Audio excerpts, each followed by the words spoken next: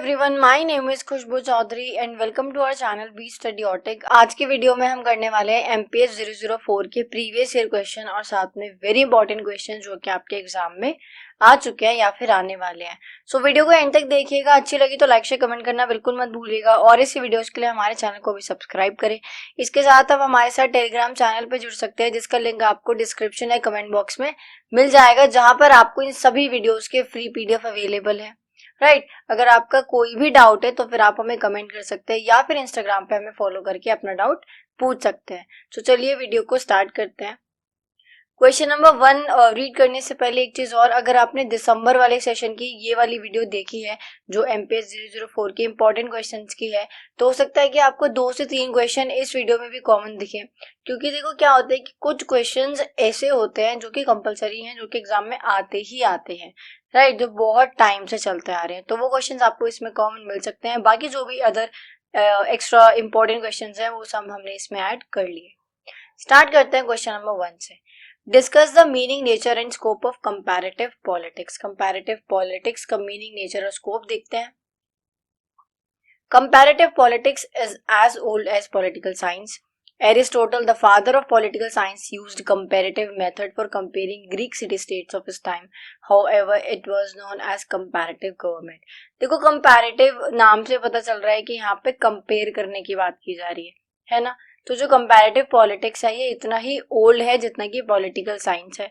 Aristotle, जिसे हिंदी में अरस्तु कहते हैं, वो फादर है, जनक है किसके? पॉलिटिकल साइंस के। और उन्होंने ही पहली बार कंपैरेटिव मेथड को यूज किया था जो ग्रीक सिटी स्टेट्स थे उनको कंपेयर करने के लिए। ठीक है, पहले इसको कंपैरेटिव गवर्नमेंट के नाम से जानते थे। अभी कंपैरेटिव गवर्नमेंट से कंपैरेटिव पॉलिटिक्स कैसे हुआ ये हम आगे देखेंगे। The term comparative politics originated in 20th century because before that it was known as comparative government. In contemporary time it was accepted by political scientists that for a proper understanding of different political system a scientific empirical comparative study of their structure and function is required. देखो ये जो comparative politics है ना, ये 20th century में originate हुआ था। ठीक है, पहले इसको कंपैरेटिव गवर्नमेंट बोलते थे। क्यों बोलते थे? क्योंकि एरिस्टोटल ने फर्स्ट टाइम ये मेथड यूज करा था सिर्फ जो कंपैरेटिव गवर्नमेंट्स है, मतलब कि जो गवर्नमेंट्स हैं उनको कंपेयर करने के लिए। लेकिन टाइम के साथ साथ इसको पॉलिटिक्स का जो भी एस्पेक्ट आता है उन सभी को क्या किया जाता है, अब उन सबको कंपेयर किया जाता है। इसलिए पहले कंपैरेटिव गवर्नमेंट, जब हम सिर्फ गवर्नमेंट को कंपेयर करते थे, अब जब हम हर चीज को कंपेयर करते हैं तो ये क्या हो गया? Comparative politics. ठीक है, नेचर देख लेते हैं। Comparative politics compress the political system that are at work at various parts of the world with a view to analyze nature of politics and building theory of politics. The term comparative government is quite old and the term comparative politics is relatively new. तो ये जो comparative politics है, इसमें हम क्या करते हैं, पूरे वर्ल्ड के अंदर जितने भी पॉलिटिकल सिस्टम है हम उन सबको कंपेयर करते हैं और एनालाइज करते हैं कि जो कौन सा सिस्टम है वो अच्छे से चल रहा है, उससे हम क्या करते हैं, एक न्यू थ्योरी बिल्ड करते हैं। ठीक है, कंपैरेटिव गवर्नमेंट काफी पुराना कंसेप्ट है और कंपैरेटिव पॉलिटिक्स नया कंसेप्ट है। Comparative government is a traditional approach and comparative politics is a modern approach. According to Freeman, comparative politics is comparative analysis of the various forms of government in diverse political institution. जो comparative government है वो एक traditional या historical approach है, जो comparative politics है वो modern और न्यू अप्रोच है। फ्रीमैन क्या कहते हैं? देखो, फ्रीमैन कहते हैं कि जो कंपैरेटिव पॉलिटिक्स है उसके अंदर हम गवर्नमेंट के साथ साथ जितने भी डाइवर्स पॉलिटिकल इंस्टीट्यूशंस होते हैं, कौन कौन से होते हैं अभी आगे देखते हैं, हम उन सब को क्या करते हैं, कंपेयर करते हैं और बेस्ट आउट उसमें से फाइंड करते हैं। Comparative government it only focused on just the study of political institution. नाम से पता चल रहा है जो कंपैरेटिव गवर्नमेंट है वो किसको कंपेयर कर रही है? पॉलिटिकल इंस्टीट्यूशंस को, यानी कि गवर्नमेंट को। वहीं जो कंपैरेटिव पॉलिटिक्स है वो किसको कंपेयर कर रही है? वेरियस पॉलिटिकल सिस्टम को, पॉलिटिकल प्रोसेस को, structure, function, non political elements जैसे कि social, economic, environment, interest group, pressure group, हर एक चीज, हर वो चीज जो हमारी स्टेट में, सोसाइटी में एग्जिस्ट करती है और रिलेट करती है राजनीति से, पॉलिटिक्स से, वो उन सबको कंपेयर करने को क्या बोलते हैं? Comparative politics. ठीक है, अगला देखते हैं स्कोप। पहला है पॉलिटिकल स्ट्रक्चर। तो देखो सबसे पहली चीज हम क्या करते हैं, किसको कंपेयर करते हैं, पॉलिटिकल स्ट्रक्चर को। Includes the study of all structure, जैसे कि legislature, executive, judiciary, political parties का स्ट्रक्चर कैसा होता है, इंटरेस्ट ग्रुप का स्ट्रक्चर कैसा होता है, प्रेशर ग्रुप्स और ब्यूरोक्रेसी और एलिट्स। हम इन सबके स्ट्रक्चर को क्या करते हैं, कंपेयर करते हैं कि किसका जो स्ट्रक्चर है, किसका जो ढांचा है वो बेहतर है। अगला है पॉलिटिकल फंक्शंस। फिर हम फंक्शंस देखते हैं कि कैसे जो पॉलिटिकल कम्युनिकेशन है होता है, रूल्स कैसे बनते हैं, फिर रूल का एप्लीकेशन कैसे होता है, एडजुडिकेशन कैसे होता है ना, डिसीजंस कैसे लिए जाते हैं, पॉलिसीज कैसे बनाई जाती है। थर्ड हम देखते हैं similarities and differences in political institutions, कि जो भी अलग अलग पॉलिटिकल इंस्टीट्यूशंस हैं इनके अंदर क्या क्या चीजें कॉमन है और क्या क्या चीजें डिफरेंट है। जो कॉमन है वो क्या सही है, जो डिफरेंट है उसमें से कौन सा अच्छा है, ये सब हम कंपेयर करते हैं। ठीक है। अगला है स्टडी ऑफ पॉलिटिकल सिस्टम। अब इसमें हम क्या कंपेयर करते हैं कि जो डेमोक्रेसी है, लोकतंत्र है, वो बेहतर है, उससे देश अच्छा चल रहा है, या मोनार्की है, राजतंत्र है, उससे अच्छा चल रहा है, या ओलिगार्की से, नियोक्रेसी से, है ना, थियोक्रेसी से। इन में से कौन सी ऐसी फॉर्म ऑफ गवर्नमेंट है जिससे ये जो एक देश है वो अच्छे से चलाया जा सके। तो इसलिए हम क्या करते हैं, इन सभी को भी आपस में कंपेयर करते हैं। राइट। फिफ्थ है पॉलिटिकल कल्चर। हम पॉलिटिकल कल्चर को भी क्या करते हैं, कंपेयर करते हैं, एटीट्यूड को, बिलीव्स को, वैल्यूज को जो लोगों ने रख रखी हैं या फिर बना रखी हैं, किसके लिए, पॉलिटिकल सिस्टम के लिए।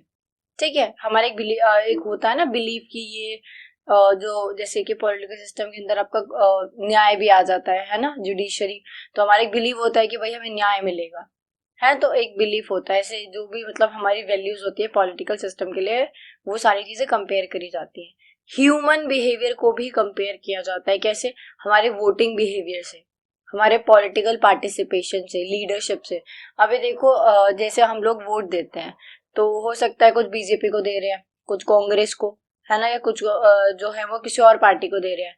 तो बहुत सारे कारण हो सकते हैं।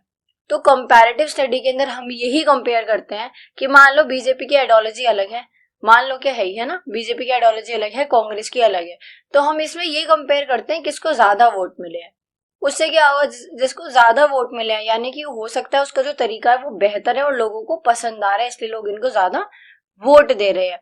तो हर वो चीज जो पॉलिटिक्स के अंदर आती है उन सब को कंपेयर करते हैं और उसको हम बोलते हैं कंपैरेटिव पॉलिटिक्स।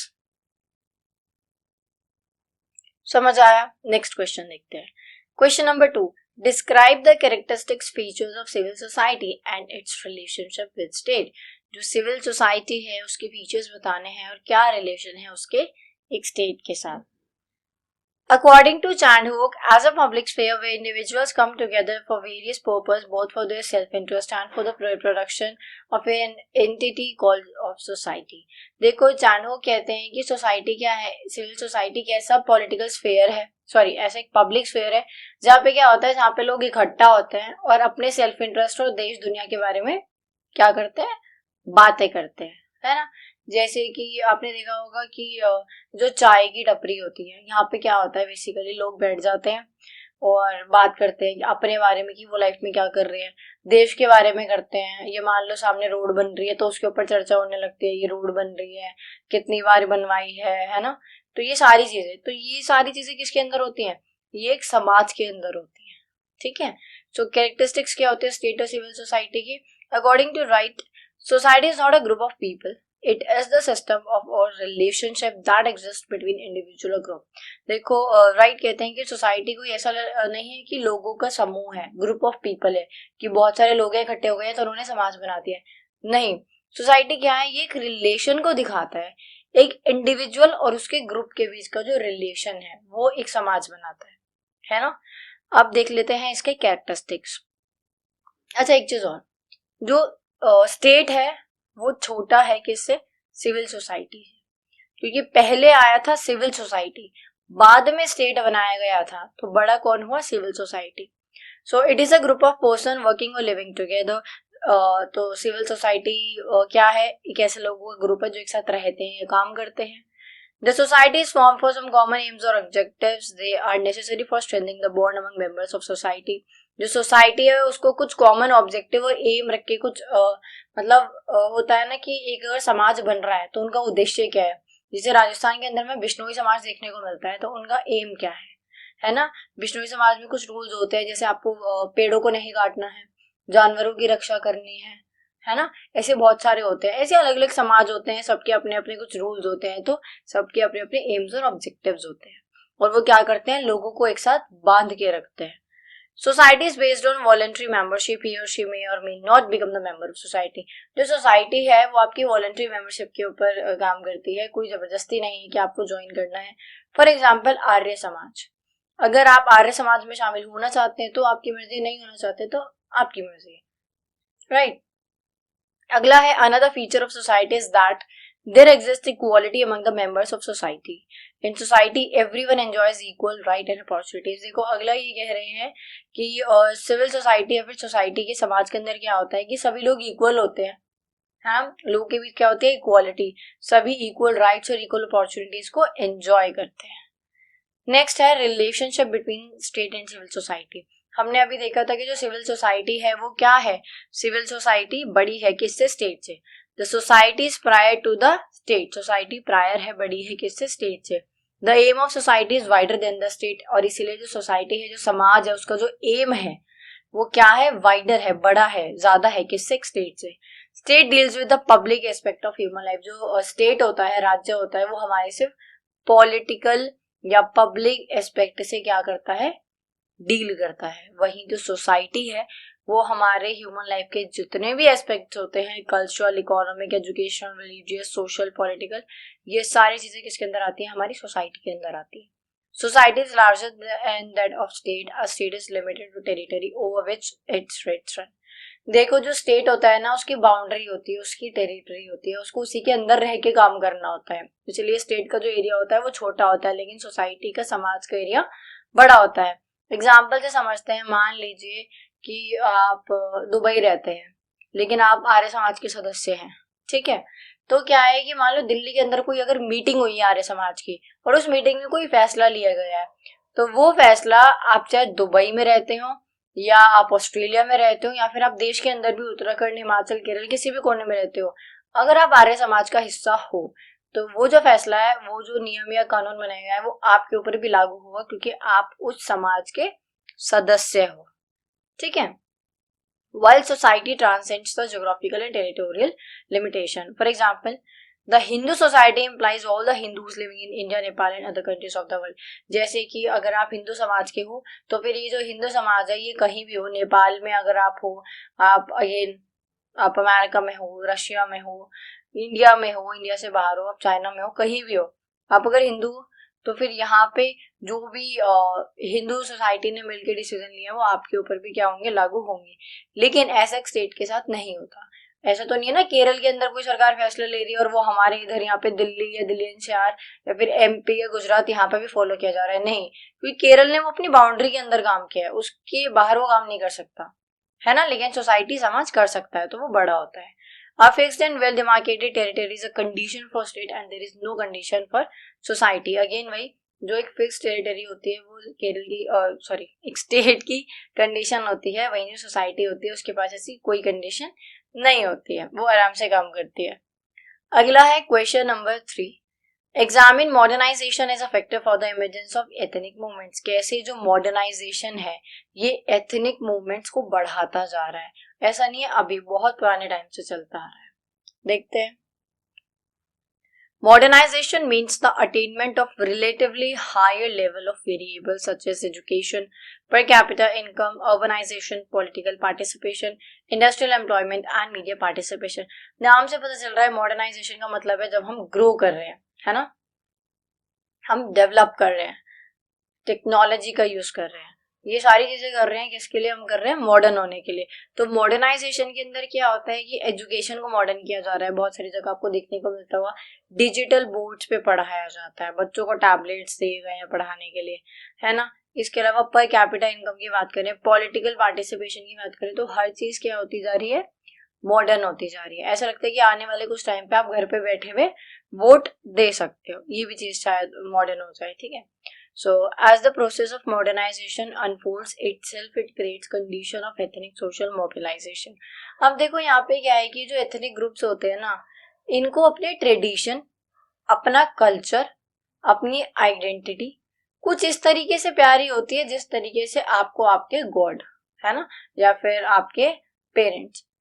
तो ये अपनी आइडेंटिटी को ना खोना नहीं चाहते, इसलिए इनको डर लगता है मॉडर्नाइजेशन से। क्योंकि देखो मॉडर्नाइजेशन में क्या हुआ, अर्बनाइजेशन हुआ, मॉडर्नाइजेशन है, वो लोग अपने गांव छोड़ के शहरों में आ गए, है ना, तो कहीं ना कहीं उन्होंने अपनी रूट्स खो दी। तो इसीलिए ये जो ग्रुप्स है इनको डर लगता है कि कहीं इनसे भी जो इनकी आइडेंटिटी है वो छीन ना ली जाए मॉडर्नाइजेशन के नाम पे। कॉजेस देख लेते हैं क्या क्या जो एथनिक ग्रुप्स हैं और क्या क्या ये आइडेंटिटी वॉर्स चल रहे हैं। पहला है fear of loss of identity, again भाई कि इनको खतरा है कि इनकी जो आइडेंटिटी है वो ना खो जाए। Ethnic group around the world fear the loss of separate and distinct identity in the given political order. Nagas, Mizos, Assamese in India, and Baluch and Pashtuns in Pakistan, and have had a rising leading to armed conflict when the new state try to achieve integration in the national context. देखो क्या होता है कि जो ethnic groups है ना, इनको ना सेपरेट होने का बहुत डर रहता है कि ये ना सब लोगों के साथ इनको मिला के और इनको सेपरेट ना कर दिया जाए। कि जैसे कि क्या हुआ था कि जब इंडिया ने अपनी फ्रीडम गेन करी थी तो इंडिपेंडेंस के टाइम पे क्या होता, जब हम देश को मर्ज कर रहे थे, है ना, एक साथ मिला रहे थे, तब जो असमीज हैं, मिजोज हैं, नागाज हैं, इन्होंने क्या करा था, इन्होंने मूवमेंट स्टार्ट कर दिए थे। इनको लग रहा था कि अगर हमने सरकार की बात मान ली और हम भारत के साथ अच्छे से मिल गए, सारे कानून और सारी चीजें मानते हैं, तो हमारी आइडेंटिटी तो खो जाएगी, है ना, क्योंकि ये तो मोस्टली वहाँ पे क्या है, ट्राइबल्स है, तो उनकी अलग रिचुअल्स है, अलग नॉर्म्स हैं, वैल्यूज एंड ट्रेडिशंस है, उनको लगा ये हमसे खो जाएगी, इसलिए बहुत सारा उस टाइम पे क्या हुआ था, कॉन्फ्लिक्ट हुआ था। वैसे पाकिस्तान के अंदर भी जो बलूच हैं, पश्तून हैं, उनके अंदर भी वहां पे भी मतलब भी काफी कॉन्फ्लिक्ट हमें देखने को मिला, और इससे बहुत सारी जगह पे देखने को मिलता है। श्रीलंका के अंदर देखने को मिला था ना, तमिलियन। ठीक है, नेक्स्ट है फियर ऑफ एसिमिलेशन।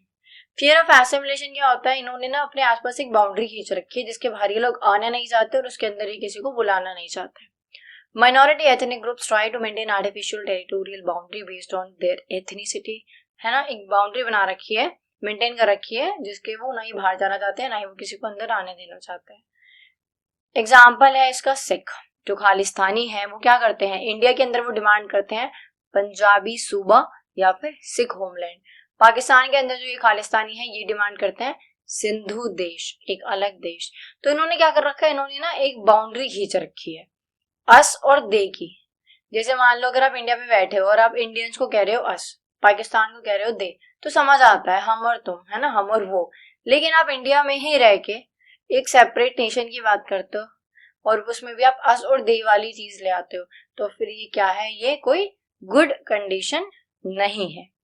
अगला है sense of relative deprivation and discrimination.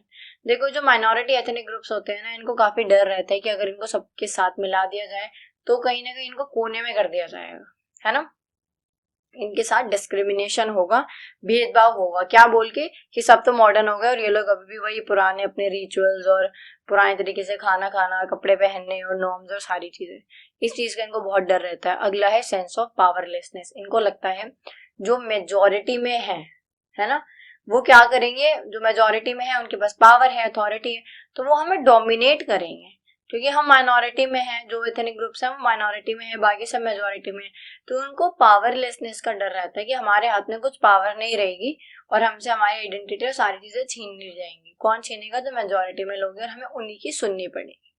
ठीक है, समझ आया। Next question, question number 4, discuss the Marxian concept of state.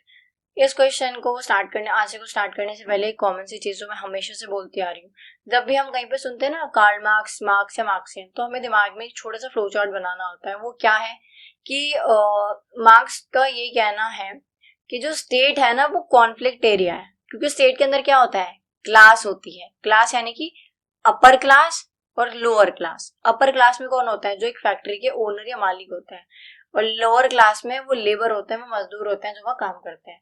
तो मार्क्स कहते हैं कि जो ये अपर क्लास वाले लोग हैं ना, जो कैपिटलिस्ट हैं, ये क्या करते हैं, ये एक्सप्लॉइट करते हैं लोअर क्लास को, लेबर्स को, उनको वेजेस नहीं देते हैं, एक्सप्लॉइट करते हैं, लॉन्ग वर्किंग आवर्स में काम कराते हैं, ये सारी चीजें। अब हम आंसर शुरू करते हैं। According to Marxist theory, since the state is solely controlled by the bourgeois for their own interest, the longer the state exists, the less likely society will achieve equality. देखो मार्क्सिस्ट थ्योरी के अंदर ये state को क्या कहते हैं, कहते हैं कि स्टेट एक ऐसी जगह है जहाँ पे जो बुर्गीज होते हैं, यानी कि जो कैपिटलिस्ट पूंजीवादी जो अमीर होते हैं, अपर क्लास के लोग होते हैं, वो क्या करते हैं, अपने इंटरेस्ट के लिए वो स्टेट को चलाते हैं, है ना, वो स्टेट को चलाते हैं अपने फायदे के लिए, अपने इंटरेस्ट के लिए। और जब ऐसा होता है तो एक स्टेट के अंदर, एक राज्य के अंदर, देश के अंदर क्या होता है, इक्वालिटी खत्म हो जाती है, उसको हम अचीव नहीं कर पाते। अब देखते हैं the Marx and perspective of state, उसके कुछ major features. Society and state are two distinct realities. The type of society explains the type of state. Society furnished the base over which the state built its superstructure. The state is established for the fulfillment of those who control the society. Slave of the masters, feudal state serves the feudal lords and the capitalist state serves the capitalist. देखो क्या होता है कि कह रहे हैं जैसी society होती है वैसा स्टेट होता है। अगर सोसाइटी समाज के अंदर सब पूंजीवादी भरे हुए हैं, कैपिटलिस्ट हैं, तो जो स्टेट भी होगा क्या होगा, पूंजीवादी होगा, कैपिटलिस्ट होगा। और इसीलिए जो कैपिटलिस्ट लोग होते हैं, पूंजीवादी अमीर लोग होते हैं, इनको बुर्गीज कह लो, अपर क्लास कह लो, रिच कह लो, ये लोग क्या करते हैं, लोग स्टेट को चलाते हैं, सोसाइटी को कंट्रोल करते हैं अपने हिसाब से, अपनी जरूरतों के लिए। जो फ्यूडल स्टेट होता है वो फ्यूडल लॉर्ड्स को सर्व करता है। ऐसे जो कैपिटल स्टेट होता है, जो पूंजीवादी जब सरकार चलाएंगे तो वो कैपिटलिस्ट यानी कि पूंजीवादियों का ही भला करेंगे। ठीक है, अगला है the state being the product of class society. जो स्टेट है वो एक क्लास सोसाइटी का प्रोडक्ट है। अगेन क्लास यानी कि दो क्लास, अपर और लोअर। डोमिनेंट क्लास एक्सप्लॉइट और oppress the labour class. Again जो डोमिनेंट क्लास है वो एक्सप्लॉइट करती है लेबर क्लास को। ठीक है, in the state the private owners of means of production is considered to be dominant. और डोमिनेंट कौन होते हैं, जो कौन होते हैं, जो कैपिटलिस्ट होते हैं, है ना, जो प्राइवेट ओनर्स होते हैं। Also the state gives legal power to exploit people. जो स्टेट होता है, जो राज्य होता है, वो इन अमीरों को एक अधिकार दे देता है, एक लीगल पावर, अथॉरिटी दे देता है कि जो गरीब है, जो लेबर क्लास है, वो उनको एक्सप्लॉइट कर सके। तो मार्क्स के अकॉर्डिंग जो स्टेट है वो एक ऐसी जगह है जो अमीर लोगों के द्वारा चलाई जाती है गरीब लोगों का शोषण करने के लिए। ठीक है, और मार्क्स कहते हैं कि पहला स्टेप क्या है, उठाकर फेंक दो किसको, जो बुर्गीस क्लास है, ये जो कैपिटलिस्ट है इनको उठा के फेंक दो, और जो प्रोलेटेरियन यानी कि जो लोअर क्लास है, प्रोलेटेरियन यानी कि जो लोअर क्लास है, जो लेबर क्लास है, उनकी हमें स्टेट बनाना चाहिए, उनसे मिलकर स्टेट बनना चाहिए। ठीक है, जिसको क्या बोलेंगे, द प्रोलेटेरिएट क्लास। अगला देखते हैं question number 5, define ethnicity and define the characteristics of ethnic groups. Let's begin. Ethnicity means when a group of people share a common culture or religion and language etc. देखो ethnicity का मतलब होता है कि जब जो लोग हैं वो कॉमन कल्चर शेयर करते हो, कॉमन रिलीजन के हो, या फिर कॉमन भाषा बोलते हो, लैंग्वेज बोलते हो। ये जो वर्ड है एथनिक, ये लैटिन वर्ड एथनिकोस से आया है, जिसका मतलब है कॉमन आइडेंटिटी। ठीक है, अब वो जो आइडेंटिटी है वो आपकी रेस के बेस पे हो सकती है, कास्ट के, रिलीजन के, कलर के, सबके बेस पे हो सकती है। वहीं पे अगर हम बात करें एथनिसिटी के अंदर, आपकी रेस कौन सी है, आपका कलर कैसा है, आप कौन सी जाति से हैं, आपका धर्म क्या है, ये सारी चीजें मैटर नहीं करती, क्योंकि जो हमारा सोशियो पॉलिटिकल फॉर्मेशन है वो इस तरीके से है कि वो हर किसी को बांध के रखता है। इंडिया के अंदर कितनी ज्यादा डाइवर्सिटी है, कितनी विभिन्नता है, हम सब जानते हैं, उसके बाद भी सब रह रहे हैं। छोटे मोटे कॉन्फ्लिक्ट होते रहते हैं, वो अलग चीजें हैं, लेकिन इंडिया के अंदर डेमोक्रेसी है, हमारा कॉन्स्टिट्यूशन है, बहुत सारे राइट्स हैं, जो स्पेशल राइट्स दिए गए हैं लोगों को, जिससे कि लोग एक दूसरे के साथ रह रहे हैं बाइंड होके। ठीक है, अगला है कैरेक्टरिस्टिक्स ऑफ एथनिसिटी। एथनिसिटी की कैरेक्टरिस्टिक्स क्या है, पॉइंट्स में मैंने लिखा है, अच्छे से ब्रीफली इसको आप लिखेंगे। ठीक है, culture, language, religion, tradition, ancestry. अब ये क्या है थोड़ा सा डिस्कस कर लेते हैं।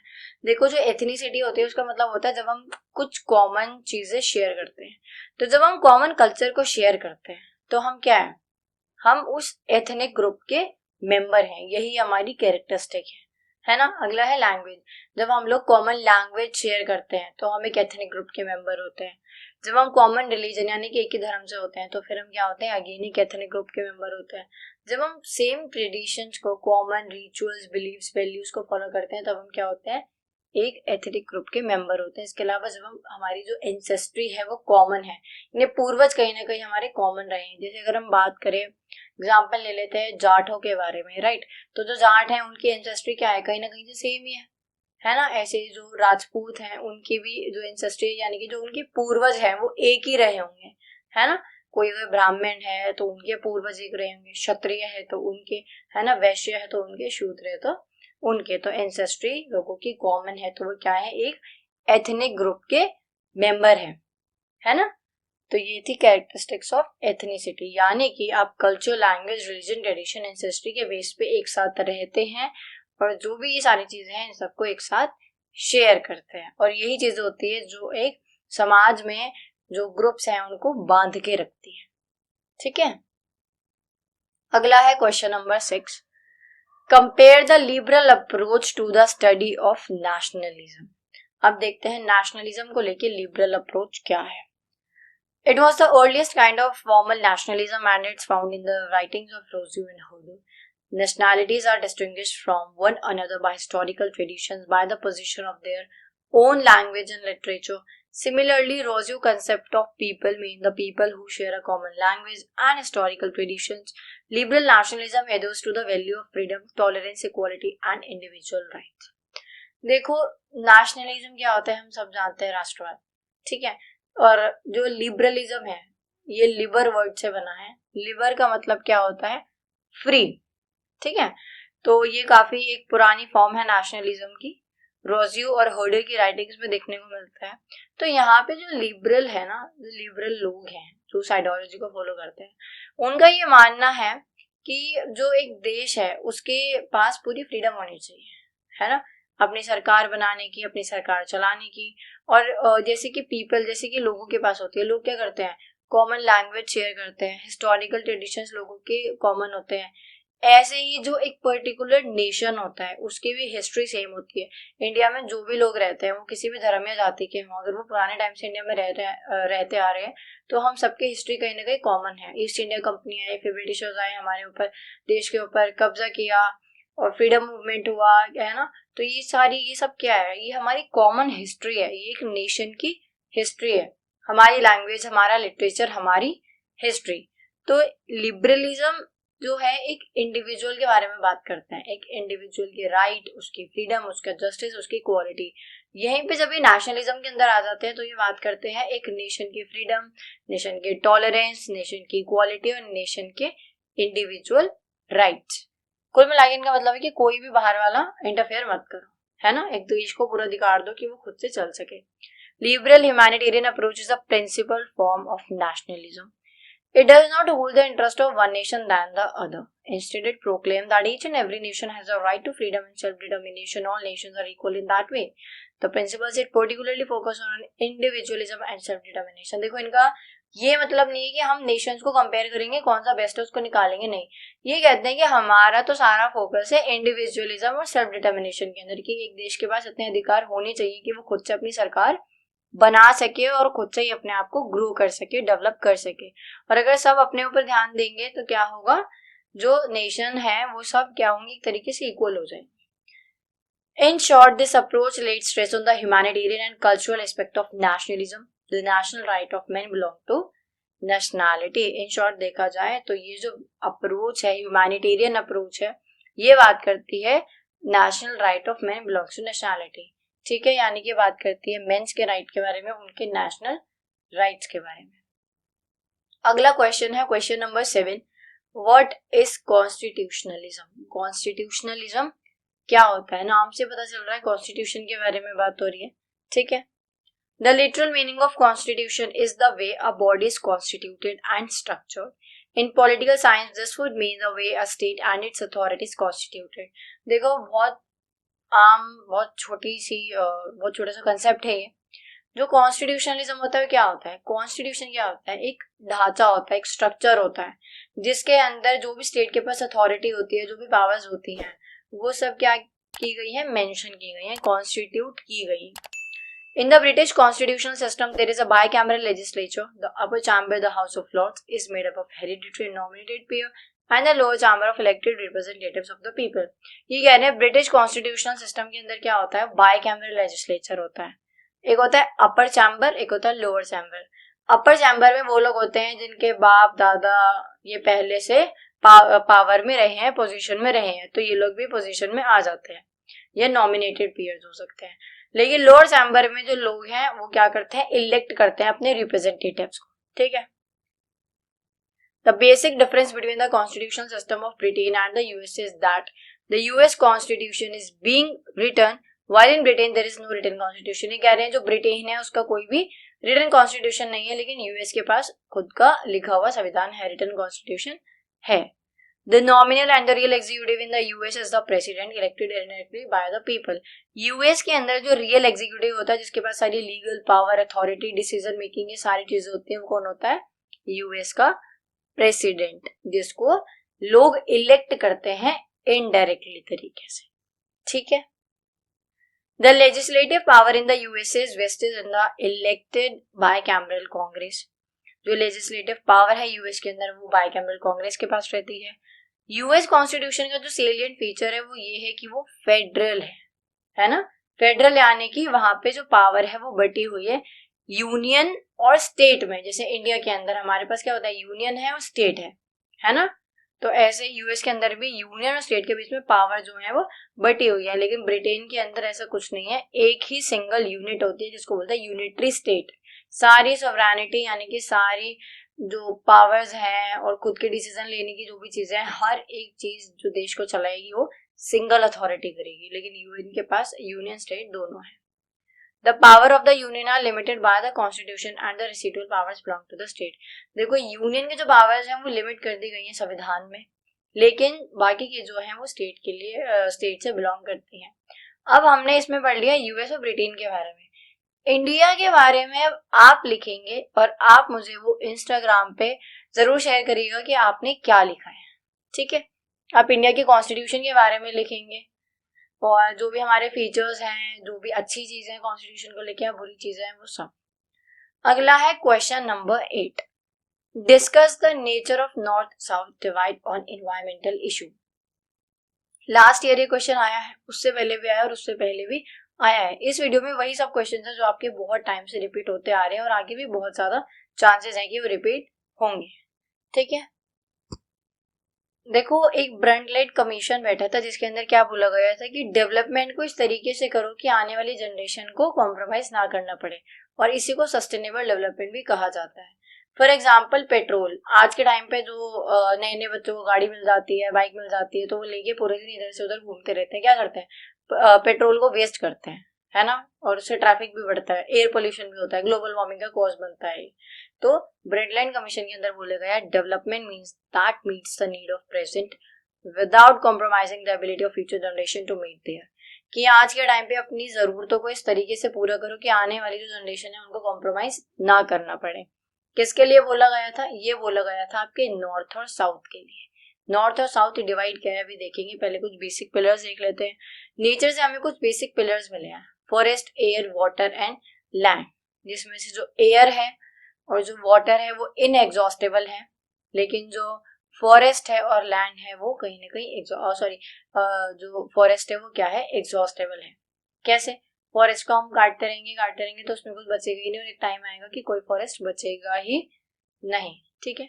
सो these are the basic resources which ensure a life in planet. Planet के ऊपर हमारी लाइफ का अगर कोई प्रूफ मतलब गारंटी देता है तो वो ये बेसिक पिलर्स देते हैं, है ना। एनवायरमेंट की कोई बाउंड्रीज नहीं होती, जैसे कि air, water, land and forest. लेकिन ये जो चीजें हैं ना, ये एक दूसरे के साथ हमें बाइंड करके रखती है। क्योंकि अगर हम आज यहाँ बैठे हैं या फिर हम दुनिया के उस कोने में बैठे हैं, सॉरी अर्थ के उस कोने में बैठे हैं, ठीक है, तो हम क्या है, मतलब हम ह्यूमंस हैं, लेकिन हम सभी को पानी चाहिए, है ना, हवा चाहिए, खाना चाहिए। तो ये एयर, वाटर, लैंड, फॉरेस्ट कुछ ऐसी चीजें हैं जो हमको क्या करती है, बाइंड करके रखती हैं एक दूसरे के साथ, और हम क्या कर रहे हैं, इन्हीं को डिस्ट्रॉय करते जा रहे हैं, डैमेज कर रहे हैं। Ironically, indeed, वास्तव में that these are the natural resources available for mankind, but due to some dilemmas in the system, only some are taking benefit from it, and it is misused by various nations. देखो क्या हो रहा है कि बहुत सारे देश हैं जो डेवलपमेंट के नाम पे, ग्रोथ के नाम पे इन सारे रिसोर्सेज को एक्स्ट्रा यूज में ले रहे हैं और वेस्ट भी कर रहे हैं। इससे क्या हो रहा है, जिनको शायद सच में जरूरत है उनको ये चीजें नहीं मिल पा रही हैं, है ना।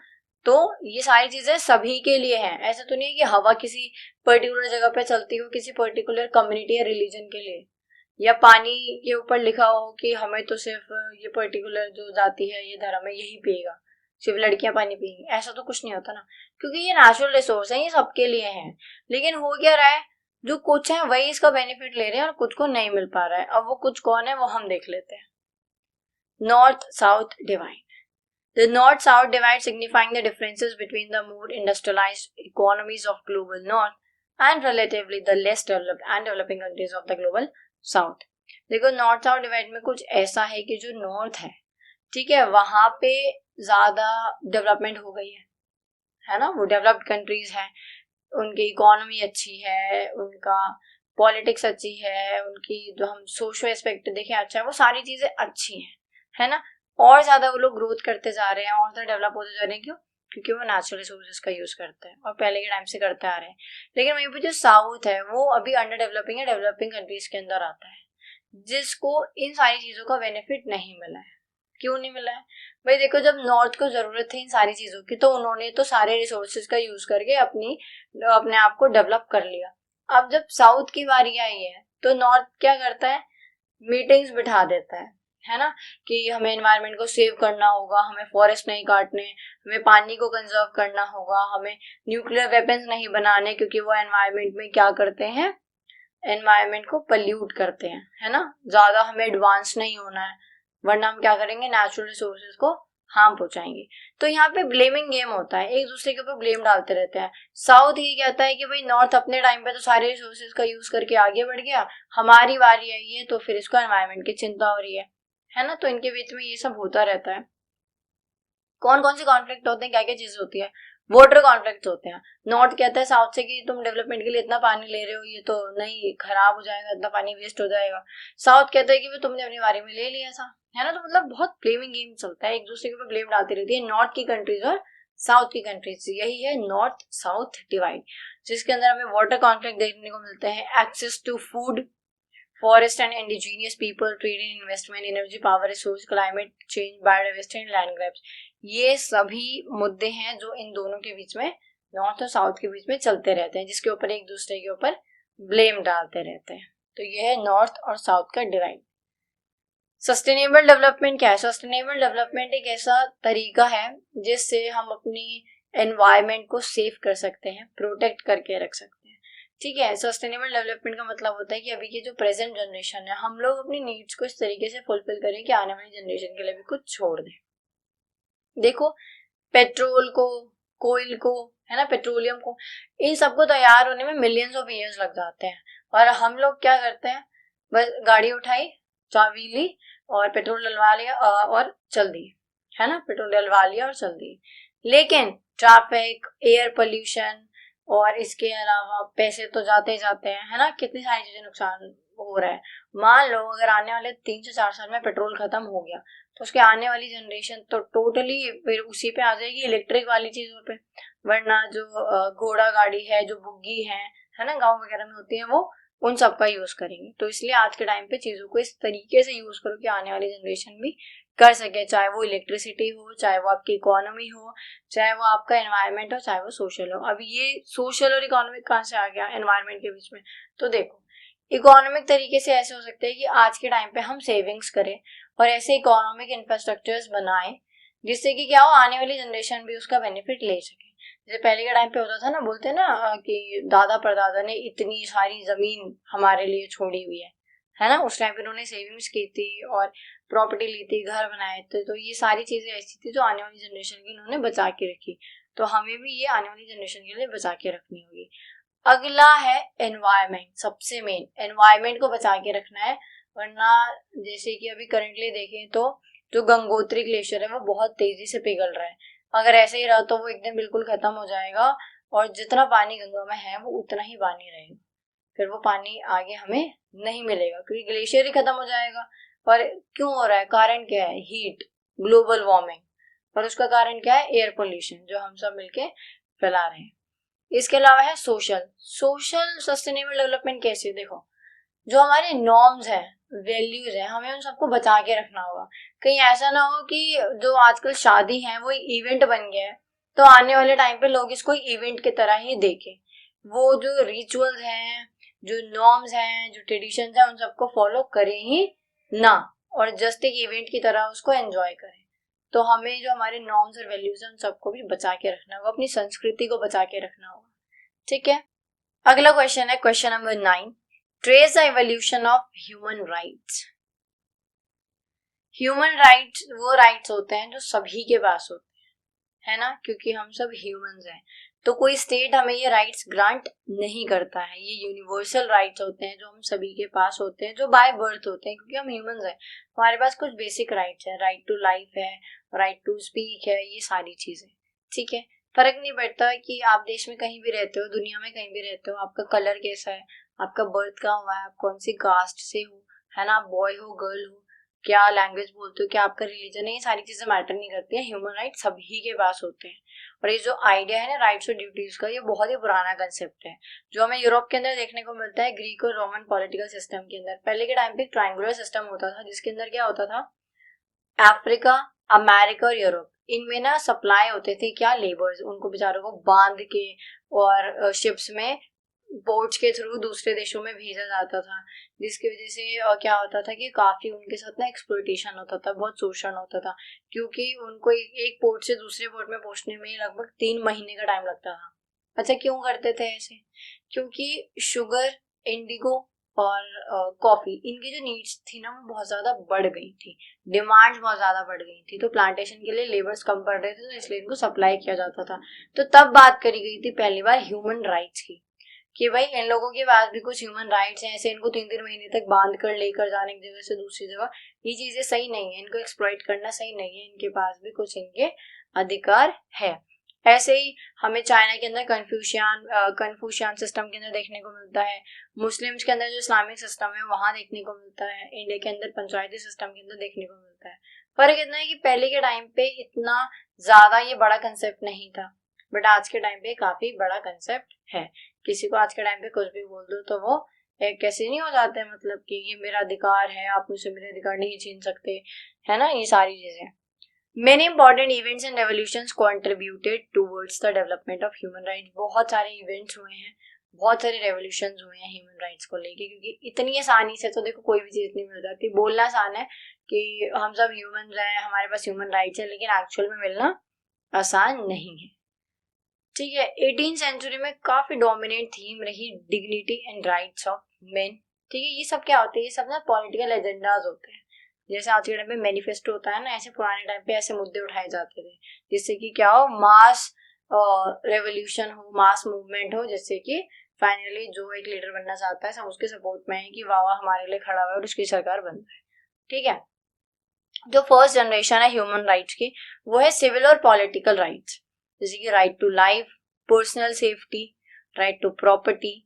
सेकेंड जनरेशन है ह्यूमन राइट्स की इकोनॉमिक, सोशल और कल्चरल राइट्स, जिसमें आते हैं right to freedom, social economical rights, right to form association और फ्रीडम ऑफ एसोसिएशन। और जो थर्ड जनरेशन है उसमें आते हैं सॉलिडारिटी राइट्स, जो हमें आज के टाइम पे रिजर्वेशन और माइनॉरिटी राइट्स देखने को मिलते हैं, वो सब आते हैं थर्ड जनरेशन के अंदर। क्योंकि देखो सबसे पहला तो यही है ना, जीने का अधिकार होना चाहिए, आज़ादी होनी चाहिए, बोलने का अधिकार होना चाहिए, उसके बाद हमें भी सारी अपॉर्चुनिटीज मिले, हम भी जो चाहे वो कर सकें, वो हमारे पास अधिकार होना चाहिए, जो चाहे वो कर सकें। इसका अधिकार का मतलब ये नहीं है कि आप बम बनाओ और कहीं भी फेंक दो कि हमारा अधिकार, नहीं, जो भी लीगल राइट्स है यहाँ पे उनकी बात हो रही है। ठीक है, so that's all for today guys. I hope आपको वीडियो अच्छी लगी और आपने अभी तक चैनल को सब्सक्राइब कर दिया होगा।